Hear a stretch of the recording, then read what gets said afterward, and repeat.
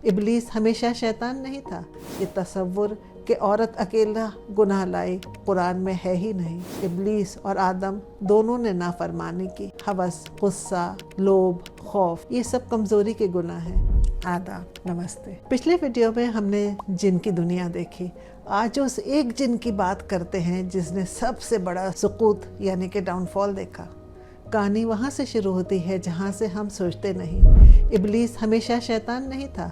Islamic रिवायत और तफसीर के मुताबिक सुकूत या डाउनफॉल से पहले उनका नाम अज़ाज़ील था। वो एक आम जिन नहीं थे। इतनी इबादत, इतनी लगन से अल्लाह का जिक्र करते थे, मलाइकों के दरमियान जगह पा गए थे, उन्हीं में उठना बैठना।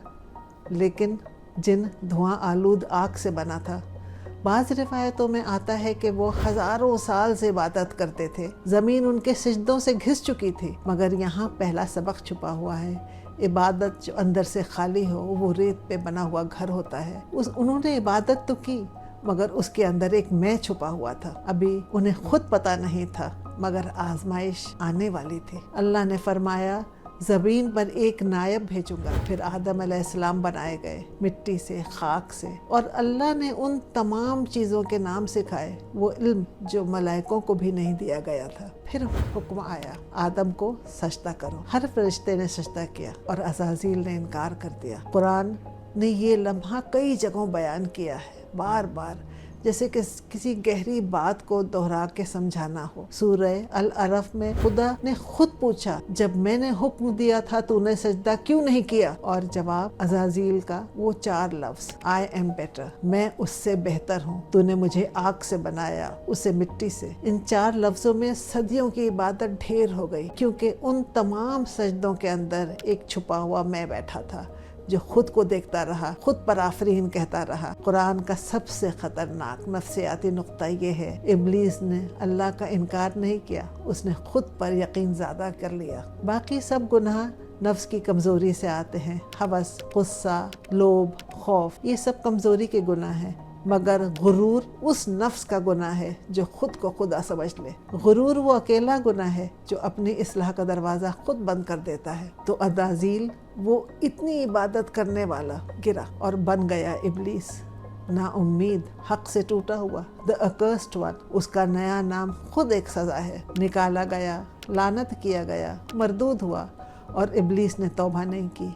ये नहीं कहा कि मैं गलत था, उसने कहा मुझे क़यामत तक की मोहलत दो। मोहलत मिल गई और उसी वक्त उसने अपना ऐलान किया। सूरह अल अरफ की 16वीं आयत में वो कहता है, because you have put me in error I will surely sit in wait for them humanity on your straight path. गौर करें, उसने अल्लाह को जिम्मेदार ठहरा दिया। तूने मुझे बहकाया, अपनी गुमराही का ऐलान करते वक्त भी जिम्मेदारी नहीं ली। वो नफ्स जो झुक नहीं सकता, माफ़ी भी नहीं मांग सकता। मोहलत क्यों मिली? उलेमा ने कहा, इंसान का इम्तहान सच्चा हो, इसके लिए आजमाइश का होना ज़रूरी है। और इब्लीस की मौजूदगी और क़यामत पर उसकी आखिरी शिकस्त खुद एक दलील बनेगी कि इखलास से खाली इबादत नाकाम होती है और गिरा हुआ इंसान तौबा से संभल सकता है। एक और बात, इब्लीस ने क़यामत तक मांगा, अल्लाह ने दिया मुकर्रर वक्त तक, क़यामत से पहले तक। सूरह सद में ये फ़र्क साफ है, मांगा कुछ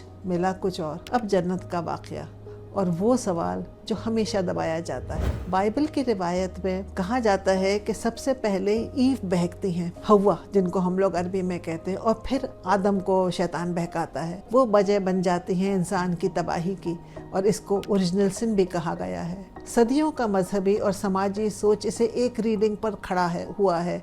औरत फितना है, औरत कमज़ोर है, औरत जिम्मेदार है। लेकिन कुरान ये नहीं कहता। कुरान में कहानी बिल्कुल अलग है। पहले हुक्म दोनों को साथ दिया गया, और तुम दोनों इस दरख्त के करीब मत जाना, दोनों के लिए एक बराबर हो। फिर इब्लीस ने वसवसा दिया, दोनों को साथ। सूरह अल अरफ में साफ है वसवसा, उसने दोनों को बहकाया। वो सिर्फ हव्वा के पास अकेला नहीं गया। उसका वादा क्या था? तेरे रब ने तुम दोनों को सिर्फ इसलिए रोका है कि कहीं तुम फरिश्ता न बन जाओ या हमेशा जीने वाले बन जाओ, और अल्लाह का नाम लेके कसम खाई कि मैं तुम्हारा सच्चा खैर ख्वाह हूँ। अल्लाह के नाम से झूठ, यही उसकी पहचान है और यही उसकी ताकत है। धोखा दोनों ने खाया, साथ खाया, बराबर खाया। और जब अल्लाह ने जवाब तलब किया, दोनों से किया और दोनों ने कहा हमारे रब हमने अपने आप पर जुल्म किया। आदम ने ये नहीं किया कि सिर्फ हव्वा ने जुल्म किया या हव्वा ने मुझे बहकाया। सूरह तहा आयत 115 में और सीधा है, आदम ने अपने रब की नाफरमानी की। आदम नाम लेकर कहा गया है सूरह में। अगर कुरान ने किसी को एक सीधा बोला तो वो आदम को, हव्वा को नहीं। ये तसव्वुर कि औरत अकेला गुनाह लाई कुरान में है ही नहीं। आदम और हव्वा के पास कुछ नहीं, नाफरमानी हो चुकी, जन्नत पीछे है। और तब अल्लाह ने आदम को अल्फाज सिखाए, वापस जाने के अल्फाज, तौबा के अल्फाज। सूरह अल-बकरा में है, फिर आदम ने अपने रब से कुछ अल्फाज सीखे और रब ने माफ़ कर दिया। अल्लाह ने वापसी की दवान दी, जाने से पहले रस्सी फेंकती डूबने से पहले। ये कैद करने वाला रब नहीं, ये आजमाने वाला और फिर दरवाज़ा खोलने वाला रब है। इब्लीस और आदम दोनों ने नाफरमानी की। फ़र्क गुनाह में नहीं, फ़र्क गुनाह के बाद के रद्द अमल में है। इब्लीस ने अल्लाह को इल्ज़ाम दिया और जंग का ऐलान किया।